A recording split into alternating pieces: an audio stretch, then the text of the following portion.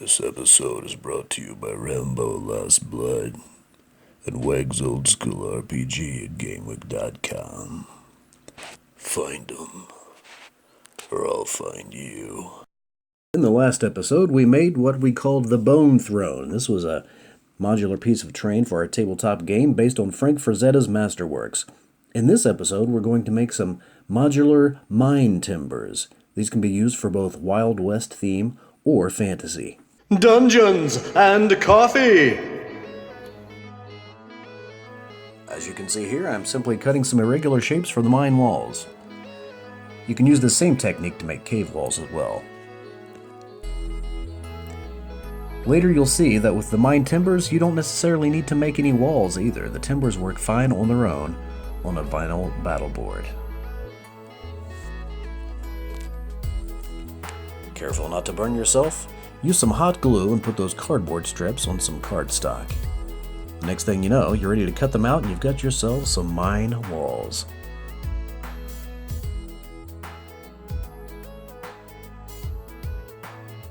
During the filming of this episode, I ran out of hot glue. So, time to go back to Hobby Lobby for more glue sticks.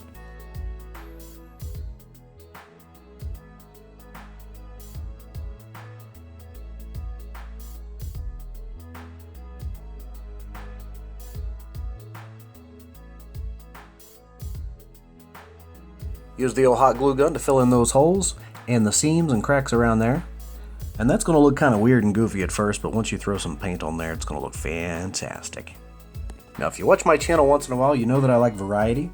And I just want you to know that if you don't want to use hot glue, you can also use baking soda and glue. Mix that up for a nice concoction to give some texture to your walls and to cover those holes as well. So that's just another option if you don't want to go with the hot glue route. Texture with gravel, sand, glue, whatever you have available. Now there's two different resources I used for the mine timbers. Here you can see where I used the square dowel rods that I purchased at Hobby Lobby. You can also get those at any hardware store. And I just roughed them up a bit, carved the rough edges off, and gave them a little character, you might say. And just put a stand on one of the legs. And that way they're going to stand up nice and easy on the battle mat or on the game mat. And then I also made some here as shown, where I just used some old sticks I pulled off a tree out in the yard. And again, I whittled off some bark, and that way we've got the rough timber look. So it just depends on what you want to go with. At this point, you could leave the timbers as is. And now for the big finale. There are 3 ways. 3 ways! Yes, 3 ways you can use mines in your game. You see, the first way is to simply draw out your mine on paper. I like to use big sheets of paper, grid them out, and I can use this scenario over and over and over. That's the first way. The first way! It looks like Piggy's lost in the mines again. What's this? Hellboy Jr.'s waiting to sacrifice Piggy again. And so there's one way. The first way! There's a couple more I'll show you. Here's the second way. Second way! The second way is easy. You simply put down your mining timbers on your playmat.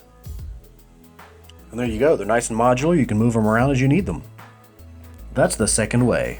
Second way! And now, as promised, here's the third way. Third way! With the third way, simply combine your modular mining timbers with whatever cave walls you may already have. It makes any good cave wall look like a mining wall. Make sure you use lots of gravel and lots of gray, at least for this particular kind of mine. Poor little Piggy. He should have went to market. And there you have it, ladies and gentlemen. Modular mining timbers. Yes, modular mining timbers. Don't forget to say hi to us on Facebook and at GaryCon. Hey, ladies and gentlemen, don't forget to like, subscribe, and share. I don't advertise, so I could use all the word of mouth I can get. And now, back to our regularly scheduled program. Remember, keep your books off the table and keep reaching for the dice.